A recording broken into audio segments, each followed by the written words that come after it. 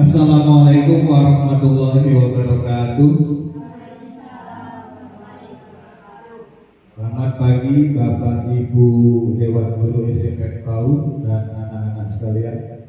Yang saya hormati Bapak Ibu Wakil Kepala Sekolah SMP Negeri PAUD. Yang saya hormati Bapak Ibu Dewan Guru SMP Negeri PAUD dan anak-anak yang saya cintai. Syukur alhamdulillah kita dapat berkumpul di ruangan ini.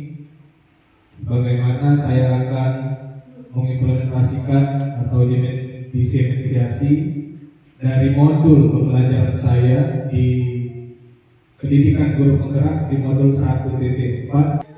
Pada kesempatan ini saya akan memaparkan mengenai pembelajaran yang saya telah dapat di modul 1.4, yaitu budaya positif. Mungkin secara tidak langsung telah kita laksanakan di pembelajaran kita. Next slide. Konsep inti dari budaya positif.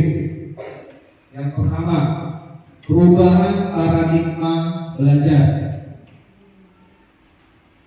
Yang kedua itu disiplin positif. Yang ketiga, nilai-nilai kebajikan. Yang keempat, kebutuhan dasar manusia. Yang kelima, motivasi perilaku manusia. Yang keenam itu posisi kontrol guru, masuk kita di dalamnya ada. Yang kelima, keyakinan kelas. Yang keenam, segitiga restitusi. Dari kedelapan konsep inti ini akan kita bedah satu persatu. Nanti saya juga minta pendapat dari Bapak Ibu sekalian mengenai masing-masing dari inti budaya positif ini, agar penyampaian materi saya ini tidak berjalan satu arah, tetapi berjalan dua arah, dan persamaan persepsi antara kepala sekolah, rekan guru dan anak-anak nantinya di pembelajaran kita yang akan datang. Selanjutnya,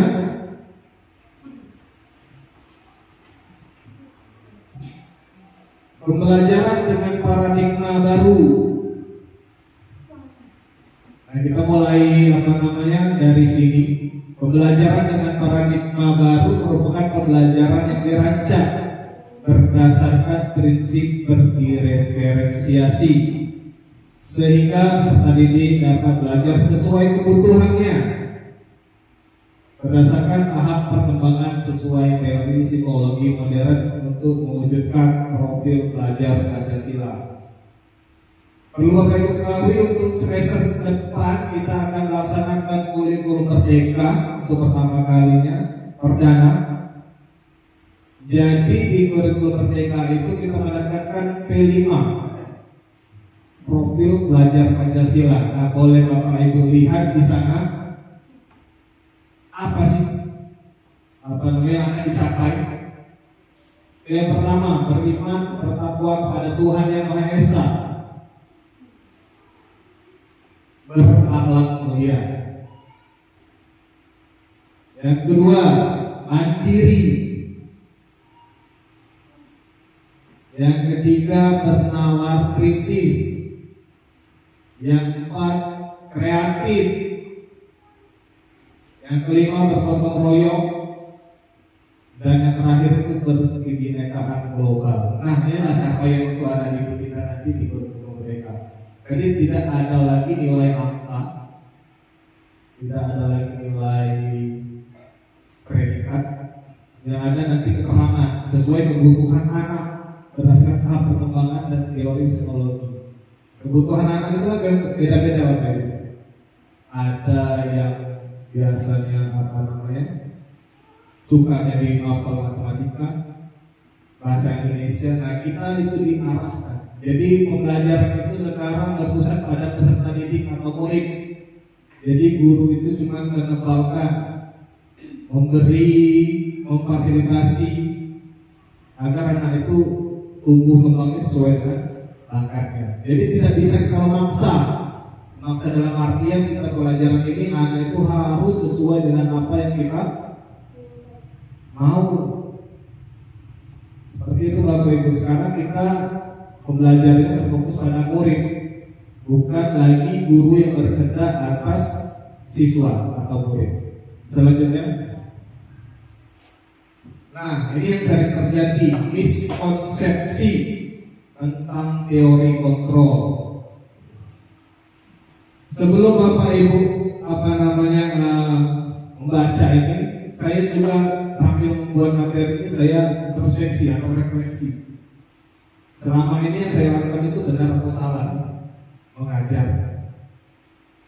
Pertama itu ilusi guru itu bisa mengontrol murid. Kita berilusi bahwasanya guru itu bisa mengontrol semua murid, padahal tidak. Kita yang mengikuti kemauan murid dan mengembangkan apa yang minat bakat mereka punya.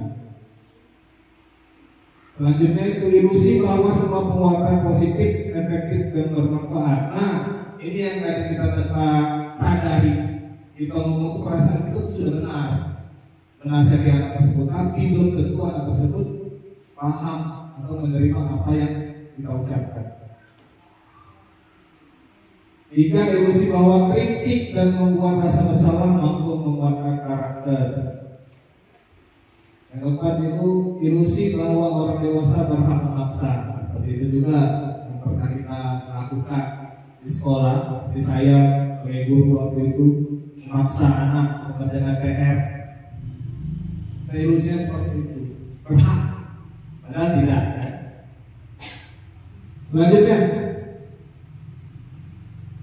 Selanjutnya Bapak Ibu mengubah paradigma stimulus respon ke pendekatan teori kontrol. Yang lama itu pembelajaran kita adalah stimulus respon. Kita bandingkan dengan teori kontrol mengenai pandangan tentang dunia. Waktu pembelajaran stimulus respon tentang dunia itu realitas, kebutuhan, seolah-olah kebutuhan itu sama. Tapi di teori kontrol berbeda. Kebutuhan kita sama kebutuhan anak berbeda. Kebutuhan kita sebagai guru dengan guru lain juga berbeda. Yang kedua, semua orang melihat hal yang sama. Sementara di teori kontrol sekarang, setiap orang memiliki gambaran yang berbeda. Tiga, mencoba mengubah orang agar berpandangan sama dengan kita paksa. Yang pembelajaran kita selama ini ke belakang, yaitu ini ada mencoba mengubah orang agar berpandangan sama dengan kita. Sama kayak pembelajaran. Pokoknya anak-anak harus kemauan saya, harus dengan materi yang saya berikan. Anak-anak harus ikut. Padahal yang sebenarnya nanti akan kita lakukan berusaha memahami pandangan orang lain tentang dunia. Kita pahami dulu kebutuhan anak kita nanti apa. Perilaku buruk dilihat sebagai suatu kesalahan, padahal semua perilaku memiliki tujuan. Mungkin anak-anak melakukan telat, bisa. Perilaku buruk bisa kita katakan. Dilihat kita sebagai suatu salah, memang salah. Tapi sebenarnya perilaku mereka itu ada tujuan tertentu. Kita belum tahu latar belakang yang telat itu apa, kenapa. Nah itu perlu kita pahami nanti ke depan. Selanjutnya, orang lain bisa mengontrol saya. Seperti pembelajaran kita sebagai guru bisa mengontrol anak-anak. Yang bertujuan untuk menumbuhkan kesadaran serta memberdayakan peserta didik tanpa imbalan, reward, ancaman atau hukuman. Nilai-nilai yang disepakati bersama lepas dari suku, bangsa, agama, bahasa maupun latar belakangnya. Jadi mencakup seluruhan, tidak kita membeda-bedakan dari suku, ras, agama maupun lainnya. Dari profil belajar Pancasila yang kita ingin harapkan dari peserta didik itu apa? Beriman, dan bertakwa kepada Tuhan yang Maha Esa, berakhlak mulia, berkebinekaan global, gotong royong, mandiri, kreatif, dan bernalar kritis. Lanjutnya itu kebutuhan dasar manusia. Ini penting Bapak Ibu. Kebutuhan dasar kita yang Bapak Ibu ketahui apa?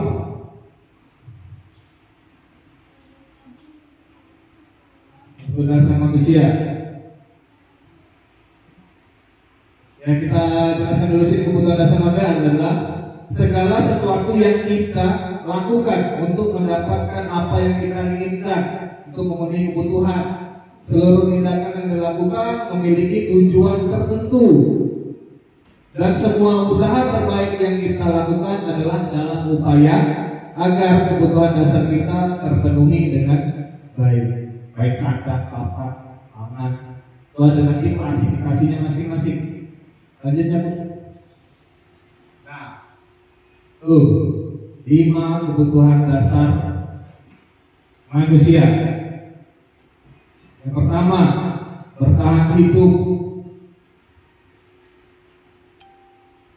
Baik makan, pakaian, tempat tinggal, keamanan, kesehatan.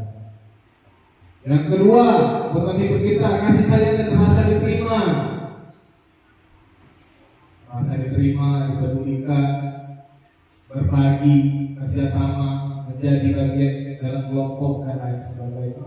Yang ketiga, ada penguasaan, harga diri. 4, kebebasan, mandiri, memiliki pilihan, mencoba hal baru, mampu mengendalikan arah dirinya. Kesenangan, bermain, humor, antusiasme, tertawa. Nah, dari 5 ini kemungkinan dari Bapak Ibu maupun anak-anak ini sudah semua belum terpenuhi. 5 kebutuhan dasar ini. Kalau saya belum. Begitu juga anak-anak Bapak Ibu. Mungkin anak-anak itu di kelas dia ribut atau sebagainya, mengganggu orang lain. Berarti ada kebutuhan dasarnya yang belum terpenuhi.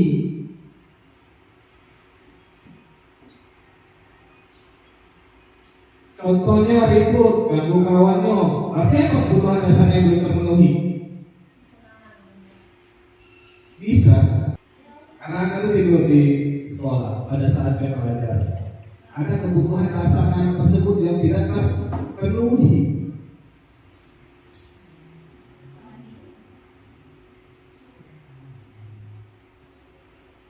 Apa? Dan itu bisa masuk. Kesenangan bisa juga. Atau dalam kelas ada juga satu kasus, misalkan saya kasih tahu anak itu pada saat pelajaran Bapak Ibu mengajar, anak itu tidak aktif. Tetapi di luar jam pelajaran Bapak Ibu, anak-anak tersebut luar biasa aktif. Kebutuhan dasar apa kira-kira yang tidak terpenuhi dari anak tersebut?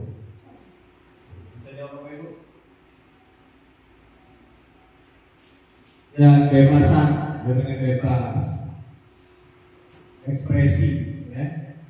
Mungkin sama gurunya dia takut, sama rekan-rekan itu bebas, mengekspresikan dirinya. Nah, dari 5 kebutuhan dasar ini, Bapak Ibu, pasti ada di kelas atau di pembelajaran kita mengenai anak-anak kita. Selanjutnya, untuk mendapatkan imbalan penghargaan, contoh yang saya katakan tadi, anak-anak yang nilainya bagus, yang tinggi, kita kasih imbalan. Berarti keinginan belajar dia itu timbul karena ingin dapat sesuatu dari gurunya. Tidak belajar, kalau aku dapat menyelesaikan tugas, berarti aku dapat imbalan. Yang seharusnya yang kita lakukan adalah Motivasi yang itu dari dalam diri, motivasi intrinsik untuk menjadi pribadi yang mereka inginkan dan menghargai diri sendiri dengan nilai-nilai yang mereka percaya. Motivasi intrinsik. Jadi kalau misalkan kita sebagai guru, posisikan kita sebagai pendidik, kita malu datang terlambat. Berarti motivasinya malu. Motivasi apa? Eksternal, ekstrinsik. Iya. Malu. Karena itu malu dapat teguran dari atasan. Terus juga ada juga guru yang rajin. Yang rajin semata-mata hanya ingin mendapat ucapan atau imbalan dari pimpinannya. Padahal yang harus kita lakukan adalah menghargai diri kita sendiri. Datang tepat waktu, belajar sesuai dengan kebutuhannya. Yang harus kita timbulkan nanti ke depan adalah motivasi intrinsiknya, Bapak Ibu. Selanjutnya, nah, ini ada hukuman, konsekuensi, dan restitusi. Saya minta saja Bapak Ibu pendapat dari Bapak Ibu mengenai hukuman, konsekuensi, dan restitusi. Sama? Silakan Bapak Ibu ambil mic-nya. Saya minta pendapat dari calon guru penggerak angkatan 11 Nusantara mengenai hukuman, konsekuensi, dan restitusi ini sama atau tidak?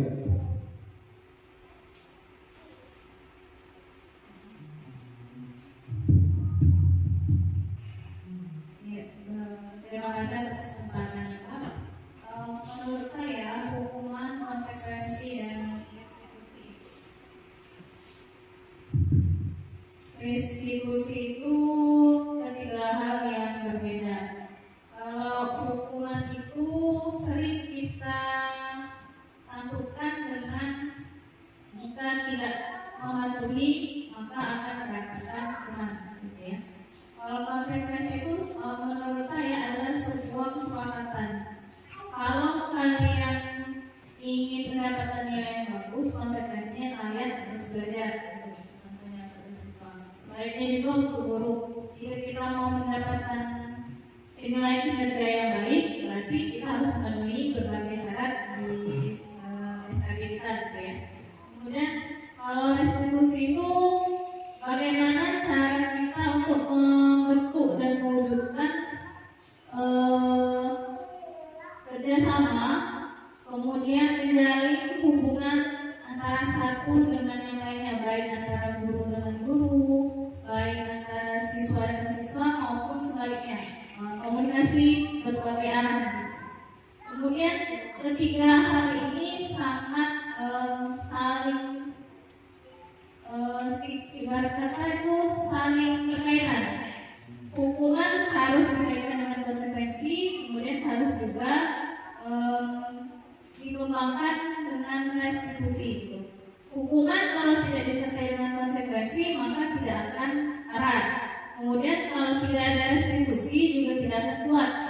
Itu menurut saya, Pak. Terima kasih. Terima kasih. Kau tangan lu kasih. Baik. Terima kasih Bu atas pendapatnya. Satu lagi saya mau minta pendapat dari Bu Widya. Widya, silakan memberi pendapatnya. Jadi tak menyalahkan, pasti benar juga. Pasti ada alasan kita masing-masing. Begitu juga guru yang lainnya, kalau misalnya ada pendapatnya mengenai hukuman, konsekuensi, dan restitusi, silakan. Tidak apa-apa, kita komunikasi dua hal. Baik. Menurut saya hukuman, konsekuensi, dan restitusi merupakan hal yang berbeda dalam menyikapi suatu keadaan di kelas. di sini sifatnya adalah tindakan atau sikap yang diberikan ke anak akibat dari perilakunya, perilaku salah ya. Sedangkan konsekuensi adalah hal yang sudah disepakati antara guru dan murid mengenai pelanggaran-pelanggaran yang dilakukan oleh anak. Nah, sedangkan restitusi di sini adalah kolaborasi atau proses komunikasi antara guru dan murid untuk menyikapi tindakan anak itu, apakah langsung diberikan hukuman ataukah anak diberikan sebuah solusi untuk memperbaiki kesalahannya. Itu Kak, menurut saya. Baik, terima kasih Uwe. Kasih tangan untuk ada lagi Bapak Ibu yang menambahkan pendapatnya mengenai hukuman, konsekuensi dan restitusi. Bapak Ibu bisa lihat di depan perbedaannya. Hukuman itu searah, tidak direncanakan tiba-tiba. Anak datang telat dari mata kita, langsung kita panggil sudah hukum. Satu arah. Murid tidak tahu apa yang akan terjadi, gitu kan? Tiba-tiba datang telat, ketemu Pak Dedi, ditanya kalau telat, dia tidak tahu maka apa yang akan dilakukan Pak Dedi. Hukumannya apa? Bisa lari dari lapangan. Bisa. Hukumannya bisa fisik dan psikis. Bisa juga kita pengaruhi mentalnya. Tak olok-olok mentalnya itu apabila kamu datang 3 kali telat terus, kamu akan mendapatkan ganjaran bagi orang tua dan diskors. Nah, itu sifatnya hukuman. Satu arah, anak-anak tidak tahu bakal apa yang terjadi. Hukumannya bisa psikis atau fisik. Fisik tadi yang saya katakan, dari lapangan, membersihkan fisik, nyapu dan lain sebagainya. Konsekuensi Bapak Ibu baca di depan. Rencana telah disepakati. Murid tetap dibuat tidak nyaman. Sikap guru selalu memonitor murid. Pak, hukuman itu biasanya apa sih? Biasanya itu yang melanggar peraturan. Peraturan apa?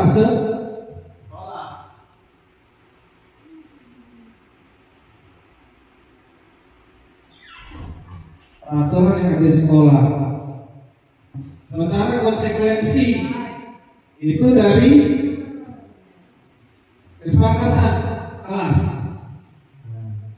Nanti di berikutnya, di slide berikutnya itu akan apa adanya keyakinan kelas.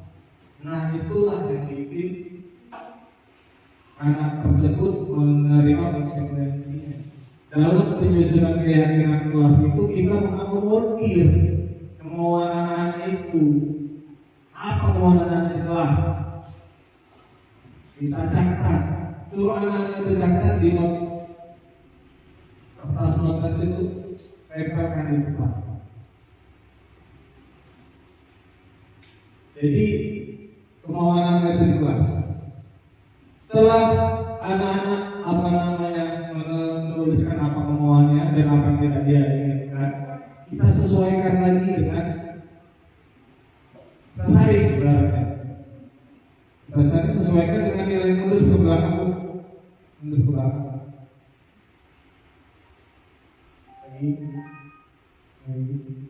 Nah, maju dengan ini nilai-nilai universal disesuaikan dengan ini. Misalkan saya tidak datang terlambat, oleh situ sederhana. Kalau tidak datang terlambat itu nilai-nilai majikannya termasuk dalam apa? Nah, disiplin. Saya tidak akan mengganggu teman di kelas. Termasuk dalam apa nih yang diperhatikan?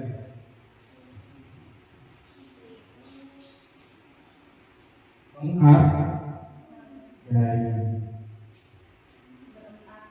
Bisa juga berempati, misalkan saya akan membantu teman apabila mengalami kesusahan, bisa kan? Bisa berempati. Itu kesepakatan kelas atau keyakinan kelas yang dibuat nantinya di Bapak Ibu pada pembelajaran baru. Coba dibuat, belajar, kita konsepkan.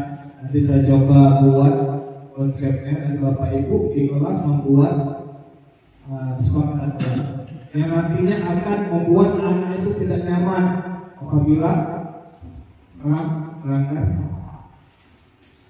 Misalkan ada juga saya akan mengembalikan buku ke tempatnya semula. Masuk mana tuh nilai?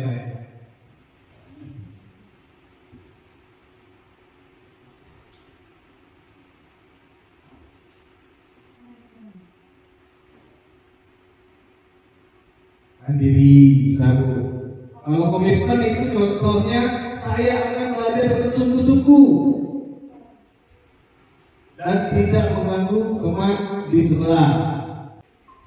Baik Bapak Ibu, dari ketiga macam hukuman, konsekuensi dan restitusi, apakah masih ada yang mengganjal atau Pak, kayaknya tidak sesuai Pak dengan apa yang kita lakukan di sekolah. Silakan Bapak Ibu kalau misalkan ada yang ingin ditambahkan. Sudah ada? Lanjut. Nah, ini yang penting. 5 posisi kontrol guru. Yang pertama sebagai penghukum. Yang kedua membuat rasa bersalah.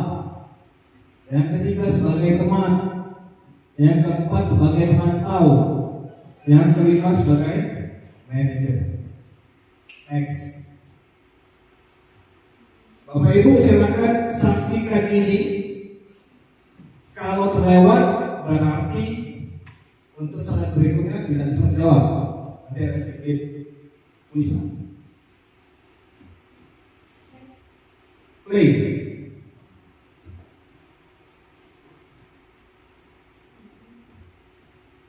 Silakan Bapak Ibu.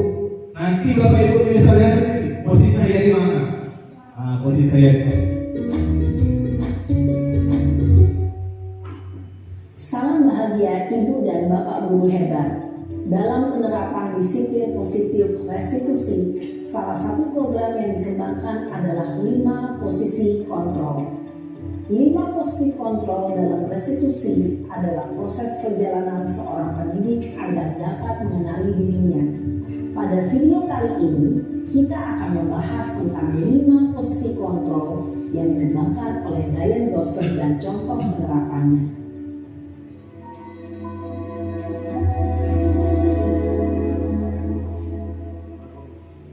Lima posisi kontrol itu adalah 1. Posisi penghukum. 2. Posisi pembuat merasa bersalah. 3. Posisi teman. 4. Posisi pemantau atau monitor. Dan 5. Posisi manajer. Untuk lebih memahami kelima posisi tersebut, mari kita saksikan kasus Naren yang terlambat hadir 20 menit di sekolah dan melihat bagaimana kelima posisi kontrol dalam menghadapi masalah tersebut.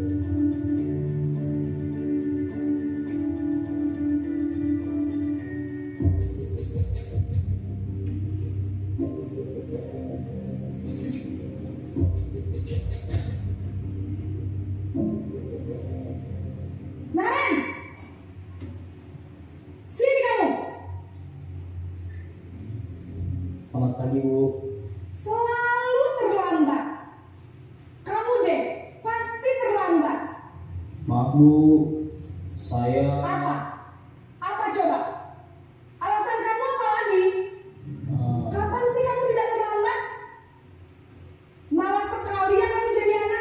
Saya Dasar pemalas. Gak kapok-kapok sih kamu. Sudah berapa kali terlambat? Sana, kamu keliling lapangan basket 2 kali. Kenapa saya harus keliling lapangan basket, Bu? Kenapa? Kamu melawan ibu. Berani-beraninya jawab. Sudah terlambat, masih berani jawab pula. Sekarang, keliling lapangan basket 5 kali sekalian. Biar kapok. Cepat. Pergi sana ke lapangan basket. Posisi penghukum biasanya berbicara dengan nada tinggi, menghardik, menunjuk-nunjuk, menyakiti, dan menyindir. Hukuman bisa berupa fisik maupun psikis. Ibu dan bapak guru hebat. Dampak yang terjadi pada murid ketika guru berada pada posisi penghukum adalah murid cenderung akan memberontak, bahkan menyimpan dendam.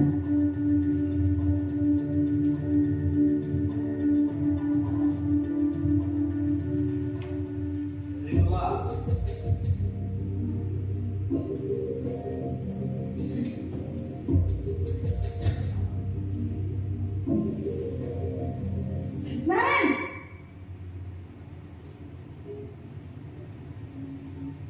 Selamat pagi, Bu. Naren. Kamu kenapa terlambat lagi, nak? Ya Tuhan, Naren. Kamu senang ya bikin ibu susah ya? Kalau kamu terlambat lagi, nanti ibu yang ditegur bapak kepala sekolah, nak. Disangka ibu tidak bisa membina kamu. Duh, gimana ini? Maaf, Bu. Duh, Gusti Naren. Kamu suka ya kalau ibu ditegur bapak kepala sekolah?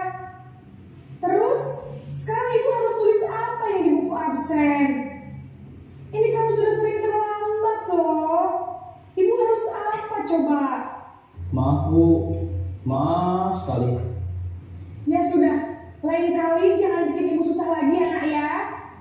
Ibu tidak akan kuat lagi kalau kamu begini terus. Bisa jantungan kalau ibu ditegur bapak kepala sekolah. Sana cepat ke kelas. Maaf ya, Bu. Maaf sekali. Posisi pembuat rasa bersalah berbicara dengan nada tenang, cenderung lembut.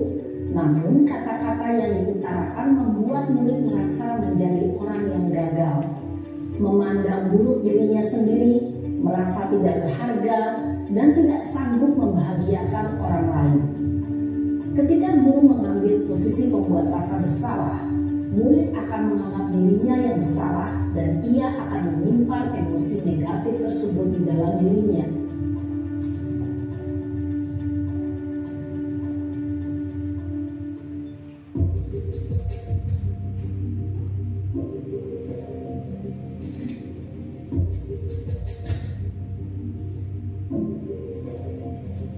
Naren,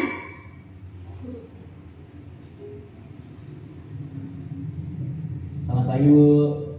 wah, sudah jam berapa ini, nak?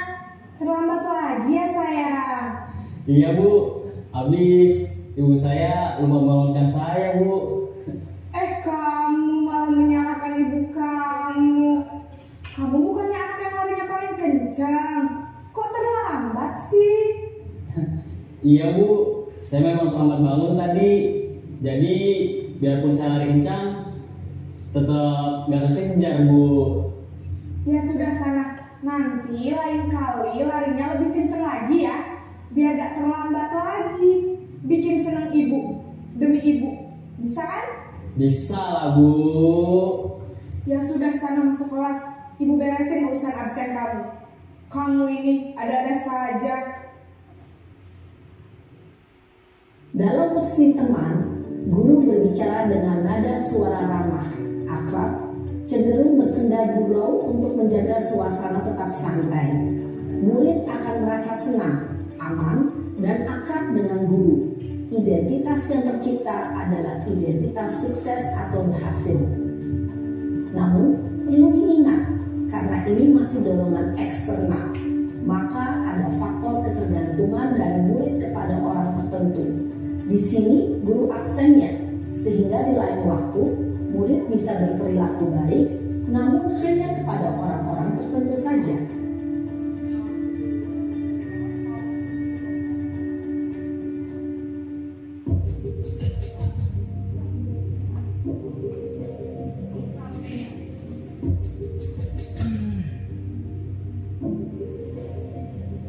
Naren,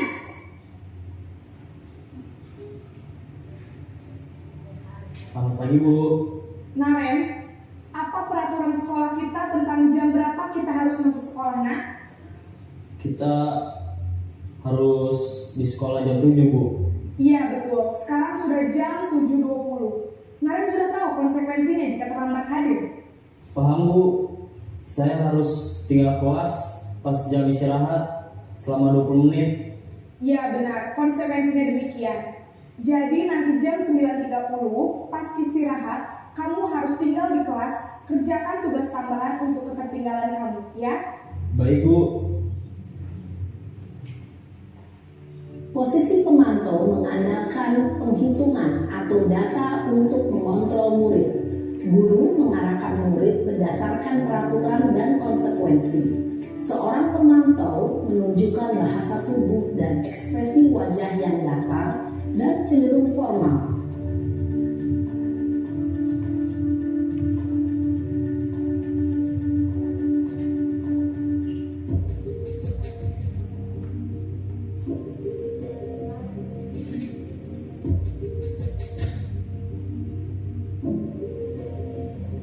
Naren!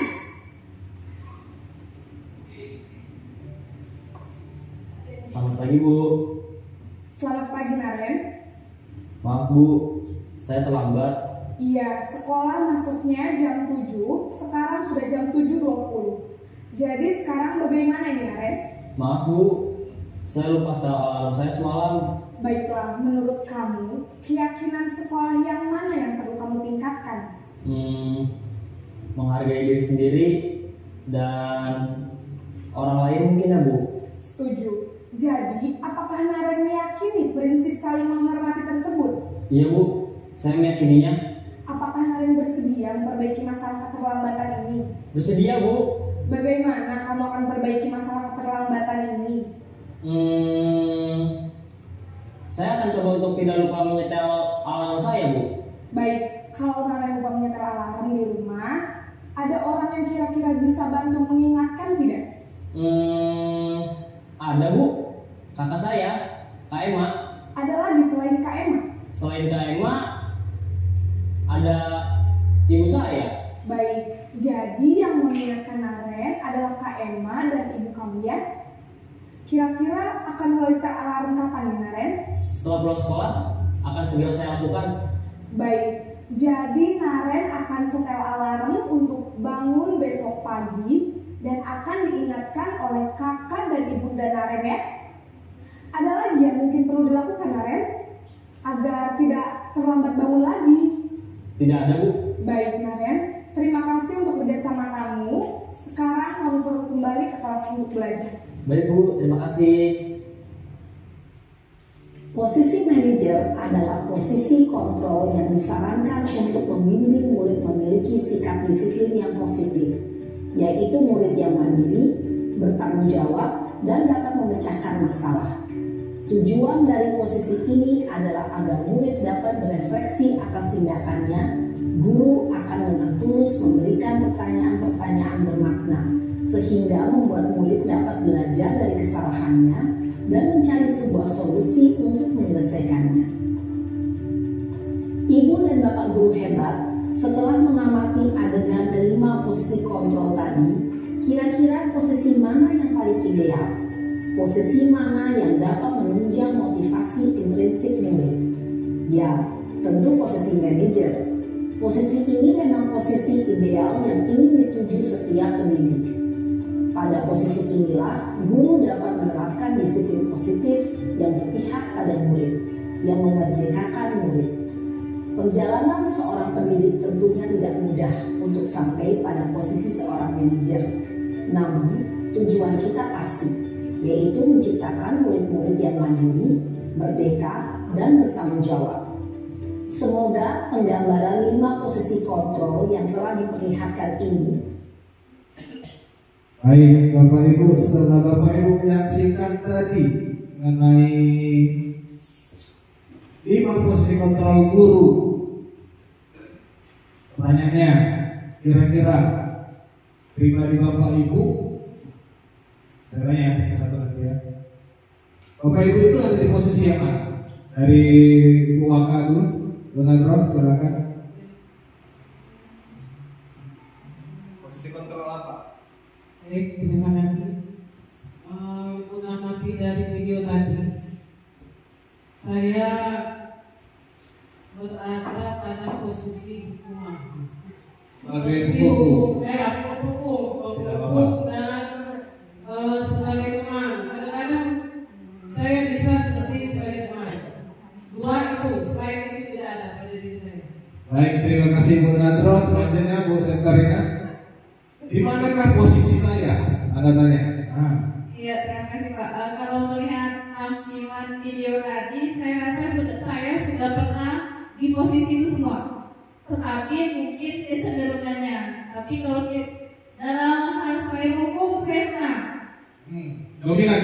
Ya. Yang paling dominan. Jelasnya itu ancaman gitu ya. Hukuman.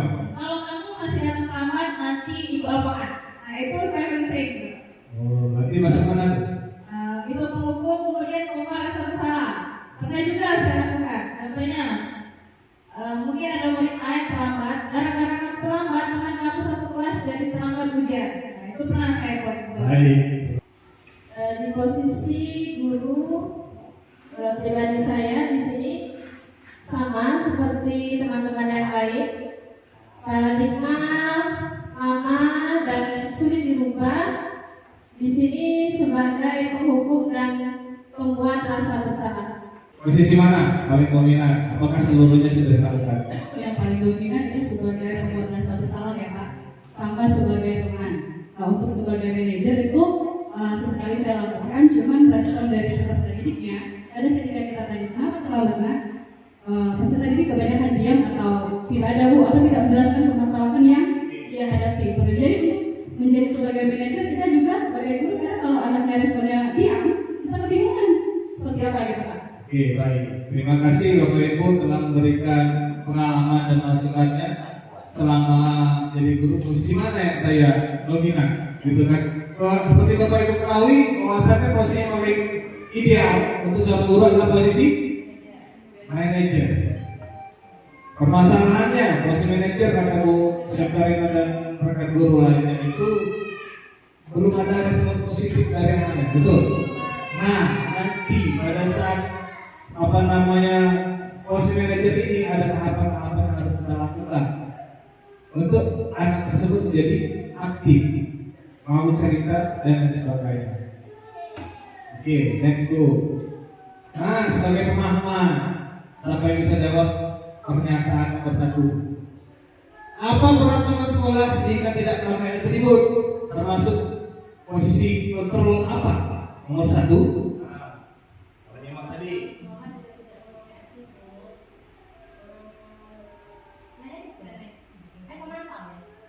Kanan. Siapa? Ya, sebagai pemantau. Ada lebih di dunia. Yang kedua, kamu suka ya buat Bapak Ibu susah untuk kepala sekolah? Betul. Nanti paham. 3, apa rencanamu untuk jelaskan masalah ini? Betul. Ayo lakukan demi Bapak Ibu. Ayo lakukan demi Bapak Ibu. Iya betul, sebagai teman. Saya nggak pergi, bersihkan kamar lagi. Iya, sebagai penghukum. Baik. Dari seluruh pernyataan ini berarti Bapak Ibu sudah memahami posisinya. Yang dominan, saya tidak salahkan. Memang itu peranan kita sebagai kontrol guru. Sesuai dengan kodrat alam dan kodrat zaman. Karena alam kita tahu seperti ini. Tidak bisa kita samakan dengan sekolah yang bayarnya itu 1 juta 1 bulan. Ya, kita sekolah gratis dengan keadaan lingkungan dan kondisi alam seperti ini, ya kita hadapi. Kita sesuaikan dengan apa yang kita pelajari saat ini. Seperti itu Bapak Ibu. Selanjutnya, keyakinan kelas. Apa keyakinan kelas? Bukan peraturan kelas. Next. Pembentukan keyakinan kelas. Nanti yang ini akan Bapak Ibu praktekkan di kelas di semester yang akan datang. Tapi dengan catatan koordinasi dengan Waka, bahwasanya kesepakatan kelas itu buat cukup satu kelas satu saja. Jadi guru mapel yang ada yang masuk ke kelas tersebut, jadi mengikuti peraturan kelas yang ada di kelas tersebut. Nanti peraturan kelas itu nempel lah bisa-bisa aja. Yang melanggar konsekuensinya apa? Buat dibagi. Pembentukan keyakinan kelas bersifat abstrak itu bebas. Aku dari segi masukan anak-anak itu kampung, tulisan penamaran itu kampung. Berupa pernyataan universal tadi kayak nilai-nilai universalnya kita sesuaikan. Dibuat dalam pernyataan positif. Nanti dibuat peraturan keyakinan kelasnya itu dengan kalimat-kalimat yang positif. Sesuaikan dengan kondisi kelas. Nah, saya bilang tadi sesuaikan dengan kondisi kelas dan sekolah kita. Semoga sehingga mudah diterapkan. Selanjutnya itu semua warga sekolah, warga kelas dilibatkan dalam membuat keyakinan kelas. Nah, saya bilang tadi koordinasi dengan Waka, nanti Waka lapor ke kepala sekolah. Berdasarkan prinsip membuat kesalahan adalah suatu bagian dari proses pembelajaran. Dengan apa kita bisa menentukan identitasnya? Tanya dengan itu. Dalam pertanyaan-pertanyaan tersebut. Karena itu berbuat salah itu wajar. Bapak Ibu pernah melakukan kesalahan, Ibu juga pernah hingga sekolah bisa seperti itu. Jadi anak itu tidak merasa namanya.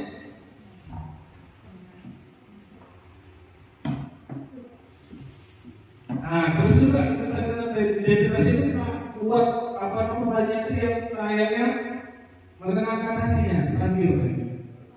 Bapak tidak menyalahkan karena, tapi ingin mencari solusi bagaimana kesalahan kamu tersebut tidak diulangi lagi. Bisa tergantung bagaimana Bapak Ibu melakukannya nanti ke depan. Dan juga kamu berhak merasa begitu karena apa? Kebutuhan dasar tadi yang saya bilang di sebelumnya, karena ada kebutuhan dasar mereka yang belum terpenuhi. Yang kedua tahapannya setelah dia stabil, baru kita validasi dengan kesalahannya tadi. Validasi berdasarkan prinsip setiap perilaku berupaya memiliki suatu perubahan tertentu. Kita tanya pada pertanyaan ini, kamu pasti punya alasan apa lakukan hal tersebut. Padahal kamu bisa melakukan yang lebih baik daripada itu, bisa. Kamu patut bangga karena telah melindungi sesuatu yang penting buat kamu. Kamu melakukannya karena mempertahankan sesuatu yang penting, bisa. Itu kan sebenarnya nanti pada saat kasusnya berbeda-beda, ya. Dengan posisi manajer itu kita ikutin ini, sedikit diskusi ini. Yang pertama, menstabilkan identitas. Yang kedua, validasi tindakan yang salah. Nah, yang terakhir nih, menanyakan keyakinan. Nah, itu berdasarkan prinsip teori kontrol bahwa pada dasarnya kita termotivasi secara intrinsik, bukan lagi motivasi dari luar yang ekstrinsik.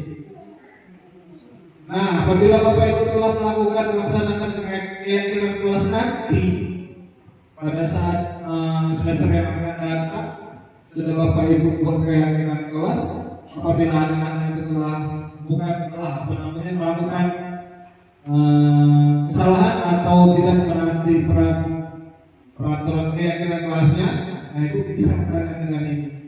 Apa keyakinan kelas kita yang sudah buat? Nilai apa?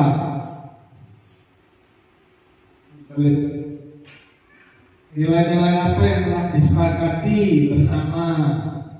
Seperti apa gambaran sebuah kelas yang bilang kamu? Kamu ingin menjadi orang seperti apa? Nah, jadi di sinilah kita bisa menimbulkan motivasi intrinsipnya di yang menanyakan keyakinan. Nah, itu yang terakhir Bapak Ibu sebagai penutupnya, dari ketika proses tahapan segitiga restitusi, silakan Ibu videonya diputar. Nah, ini adalah proses terakhir atau materi terakhir segitiga restitusi dapat diterapkan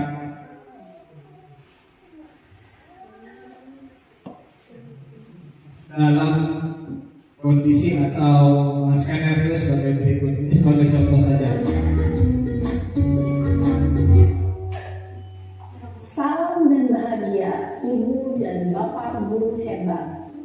Pada video kali ini kita akan membahas tentang salah satu program disiplin positif yang diterapkan di lingkungan sekolah yang dikenal dengan nama restitusi.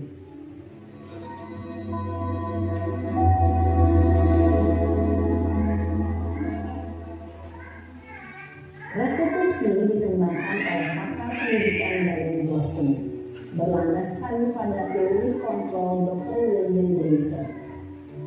Segitiga restitusi adalah suatu proses dialog yang dijalankan oleh guru atau orang tua agar dapat menghasilkan murid yang mandiri dan bertanggung jawab. Pada saat guru di posisi manajer, aspek yang dikembangkan pada murid adalah motivasi intrinsik, sehingga penanaman nilai-nilai kebajikan dapat tumbuh dan berkembang menjadi suatu kebiasaan positif yang akhirnya membentuk karakter murid. Proses dialog ini terdiri dari 3 langkah yang digambarkan pada ketiga sisi pada segitiga restitusi. Sisi pertama adalah menstabilkan identitas. Sisi yang kedua adalah validasi tindakan yang salah. Dan sisi yang ketiga adalah menanyakan keyakinan. Ibu dan Bapak guru, berikut ini akan ditunjukkan bagaimana seorang guru berada dalam posisi manajer menggunakan penerapan segitiga restitusi.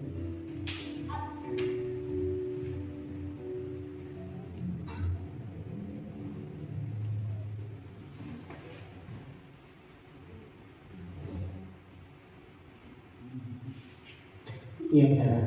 Siapa? Sudah lama nggak ketemu Sarah. Kenapa hari ini ada di sini? Kesel Pak, kesel banget. Masa aku dikatain tukang fitnah Pak? Ya aku marah lah. Aku balik katain Eka di depan kelas. Kesel banget. Oh begitu. Ya pasti kamu marah dan kesal.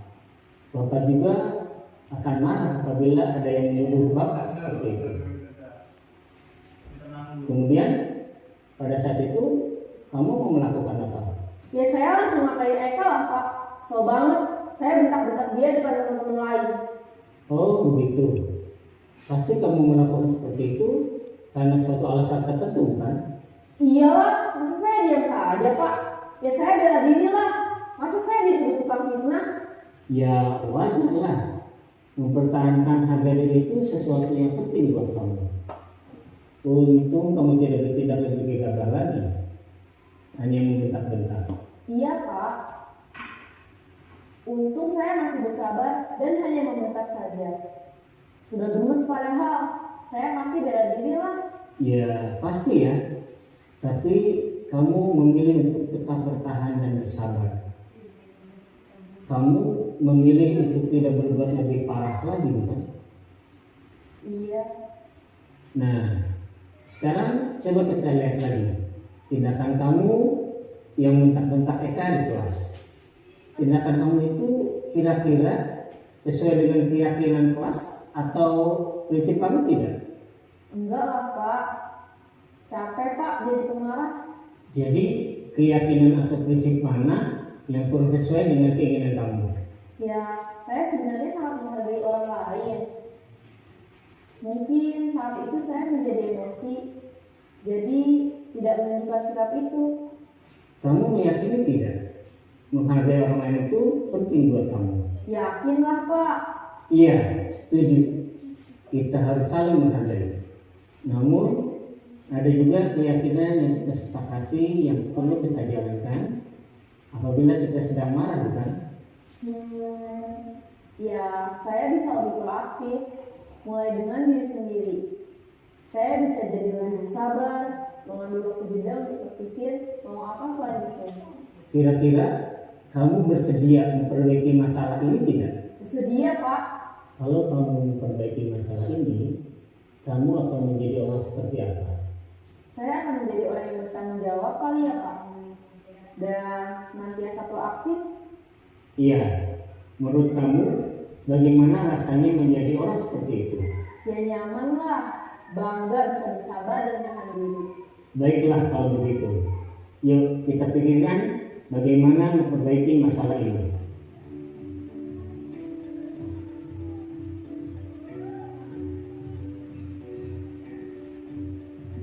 Ibu dan Bapak guru hebat. Baru saja kita menyaksikan contoh bagaimana seorang guru berada dalam posisi manajer menggunakan penerapan segitiga restitusi.